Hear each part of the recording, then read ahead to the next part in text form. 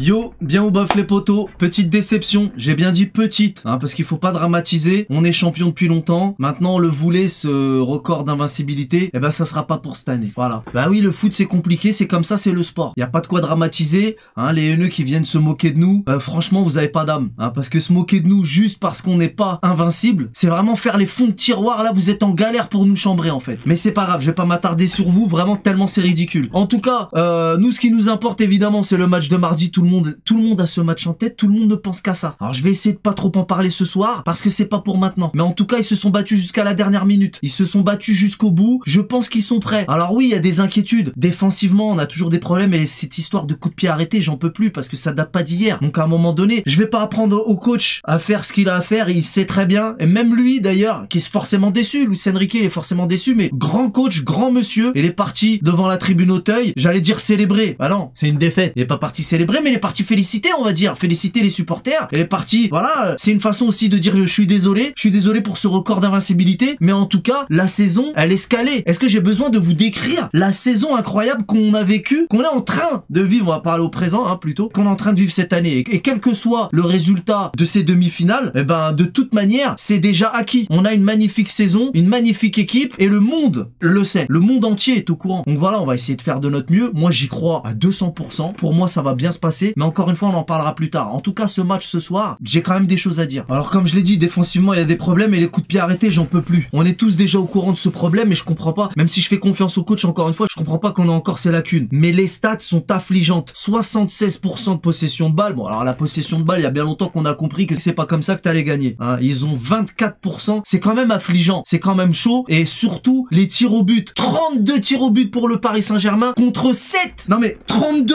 7. 7 tirs au but pour les Niçois. 3 frappes cadrées pour les Niçois. 3 buts.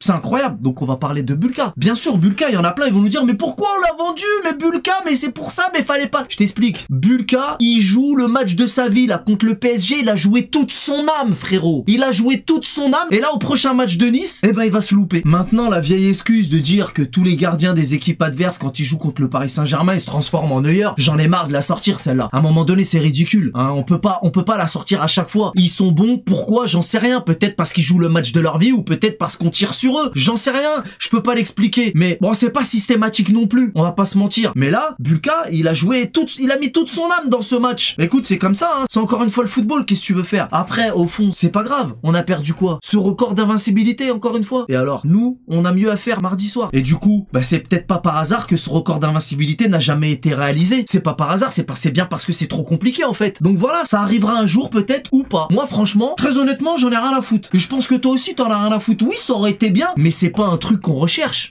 On en a rien à fiche. Il y en a même qui en ont rien à foutre d'être champion de France. Franchement, ça c'est pas bien. À un moment donné, pour le sport, il faut respecter le titre et l'adversaire et les adversaires. C'est important d'être champion de France, sinon dans ce cas-là, bah on arrête de jouer, on arrête tout. Donc non. Par contre, ce record d'invincibilité, franchement, on s'en cogne complètement. Hein. Vraiment, c'est pas le plus important. Oui, ça aurait été bien, mais encore une fois, c'est pas par hasard si ça n'a jamais été réalisé jusqu'à aujourd'hui. Donc c'est bien que c'est difficile en fait. Alors ensuite, au niveau de nos attaquants, ceux qui en veulent à Dembélé par exemple. Moi, dès le début du match, j'ai vu que des belles actions. Une super balle en profondeur. Donc l'appel de Dembélé était magnifique. La balle en profondeur était incroyable. Le contrôle était très beau. La frappe est puissante et cadrée. Qu'est-ce que tu veux faire de plus? Moi, quand c'est cadré déjà de base, je râle moins. Parce que moi, je ne supporte pas les frappes qui ne sont pas cadrées. Ça, je supporte. Alors ça peut arriver qu'il y ait un petit peu de déchets. Hein. Tous les attaquants ont un minimum de déchets. Mais il y a des moments qu'on va pas se remémorer qui étaient insupportables. Mais là, l'appel est magnifique. La balle en profondeur est incroyable. Le contrôle, la puissance de la frappe, c'est cadré. À un moment donné, tu peux rien faire. Et je me rappelle pas de tout, mais il y a d'autres actions qui étaient magnifiques aussi. En première mi-temps, c'était super. En début de seconde période, ça a été beaucoup plus compliqué. En plus, ils nous mettent un but qui, pour le coup, est incroyable. La papinade là de Sanson. Oh là là là là. Donnarumma n'a même pas bougé. Donnarumma, évidemment, il est exempt de tout reproche. Donnarumma, totem d'immunité. Donnarumma, c'est absolument pas de sa faute. Et d'ailleurs, il a quand même sauvé quelques ballons, heureusement. Mais bref, au niveau de nos attaquants, j'ai pas énormément de reproches à faire. Après, Kvara, qui croque un petit peu. Mais bon, il a fait ce qu'il a pu. En même temps, je vous rappelle qu'il y a le bus devant. Et d'ailleurs, d'ailleurs ça aussi on peut en parler, hein, parce que là, le porte-avions, le bus, le parking, appelle ça comme tu veux, mais à un moment donné, on peut pas leur en vouloir. Toutes les équipes de Ligue 1 nous ont fait le coup depuis le début de saison, c'est comme ça. Et même en Ligue des Champions, il y a certaines équipes qui nous font le coup aussi. À un moment donné, si t'es le coach des équipes adverses, ton but c'est de gagner. Et force est de constater que ça fonctionne. Leur technique de merde, ça fonctionne. Donc honneur, pas honneur, jouer ou pas jouer, à un moment donné, ça fonctionne, c'est normal qu'ils le font. C'est le seul moyen de nous battre, ils ont compris et ils le font. Donc, enfin, le seul moyen, non, il y a toujours d'autres moyens pour certaines équipes qui auront le potentiel pour. Mais bon, en tout cas, c'est un des meilleurs moyens pour nous battre. En tout cas, c'est ce qu'en ont conclu nos adversaires, surtout en Ligue 1. Et même en Ligue des Champions, c'est déjà arrivé. Donc bref, je peux plus leur en vouloir. De toute façon, ça y est, on est habitué. On va pas le redire à chaque fois, ça non plus. Ça commence à bien faire. Alors, je l'ai pas dit, mais ça va de soi que nos joueurs ont certainement déjà la tête au match de Ligue des Champions contre Arsenal. Ça, je peux le comprendre. Mais c'est quand même pas une excuse. Parce que perdre à domicile devant les supporters contre Nice, c'est pas pour dire que Nice est une équipe de merde, loin de là, parce qu'ils sont quand même bien classés et tout. Mais c'est vrai que ça fait un petit peu tâche. Mais bon,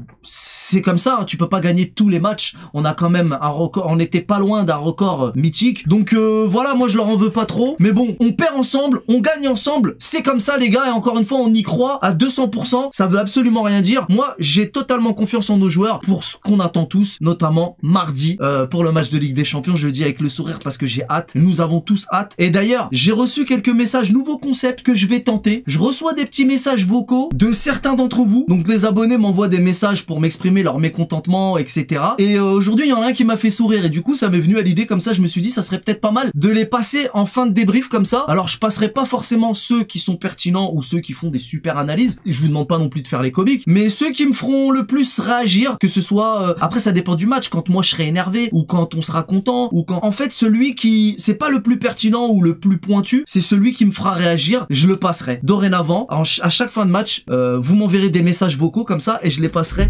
donc dans mon débrief. Donc aujourd'hui, j'ai reçu un message de Noureddin, ouais c'est comme ça que je l'appelle. Ouais, ça tu vas bien, tu la petite famille tranquille. Mais là j'ai regardé le match contre Nice là, et ils vont tous se faire enculer, moi je te le dis direct. Les gros bâtards ont... Ah ouais, j'ai oublié, c'est vulgaire. J'ai oublié de vous dire. C'est aussi ça qui m'a fait rire. Je suis pas du tout pour les insultes, d'habitude moi j'en dis pas, mais là ça m'a fait rire. Faire notre impossibilité, que des chiens de la casse. On verra mardi en Ligue des Champions, mais j'en pèse pas loin, hein. Je le dis tout de suite. C'est que des fils de bâtards. Moi je te le dis. Je t'embrasse, porte-toi bien et on se rappelle. J'ai pas compris le j'empêche pas loin. Enfin ça me fait trop rire, c'est pour ça que j'ai envie de le passer. Et m'en a envoyé un deuxième, il en avait gros sur la patate. Moi t'as vu, comme je te l'ai déjà dit, je suis pas un footix, hein. Je supporte le PSG depuis 1983. Je sais même pas si t'étais né. Depuis Moustapha Daleb, Sapet Suzic, Toko, je supporte cette équipe, Dominique Rocheteau, tout ça. J'avais 12-13 ans quand j'allais au Parc des Princes, quand mon père m'a amené au Parc des Princes. J'ai jamais vu ça. On verra bien après, mais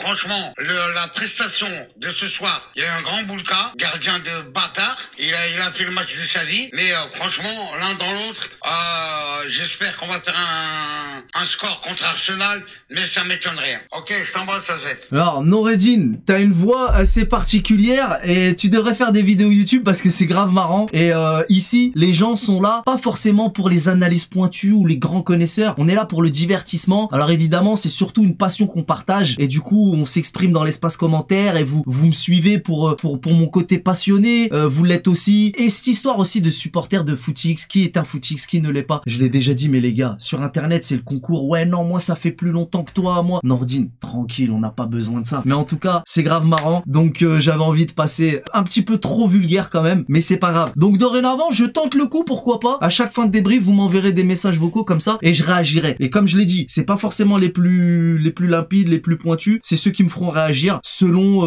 mon état du moment. Donc voilà les potos, j'espère que cette vidéo vous a plu. Je vous donne rendez-vous lundi soir pour l'émission Truc de foot. On fera comme tous les lundis avant la Ligue des Champions une émission spéciale très sérieuse pour le coup, en mode avant-match avec Drixigno et Franck que vous connaissez. Donc rendez-vous lundi 22h pour cet avant-match qu'on fera ensemble parce qu'on vous fait participer au débat pour ceux qui connaissent pas l'émission Truc de foot. Et puis bien évidemment mardi soir. Et on fera aussi le choc entre le Barça et l'Inter en live sur YouTube. Bref, la Ligue des Champions, on va pas en louper une miette et on vivra ça tous ensemble pour notre plus grand bonheur, je l'espère. Bref, je vous souhaite un bon week-end et je vous dis à bientôt. N'hésitez pas à lâcher un pouce bleu, c'est important les potos. On connaît les bails. Salut!